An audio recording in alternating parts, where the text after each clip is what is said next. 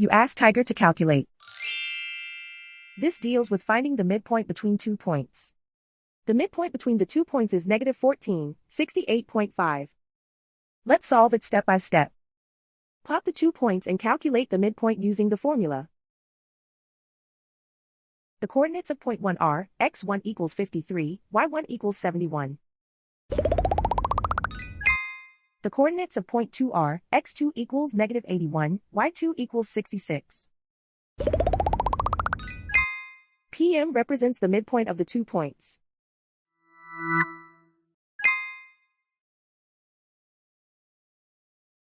Use the x values in the midpoint formula to find the midpoints x.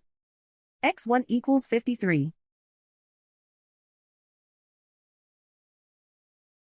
x2 equals negative 81.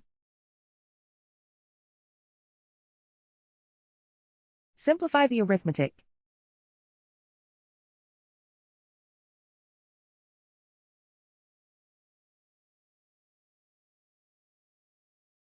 Use the y values in the midpoint formula to find the midpoints y.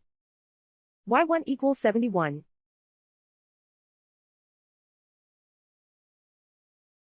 y2 equals 66. Simplify the arithmetic.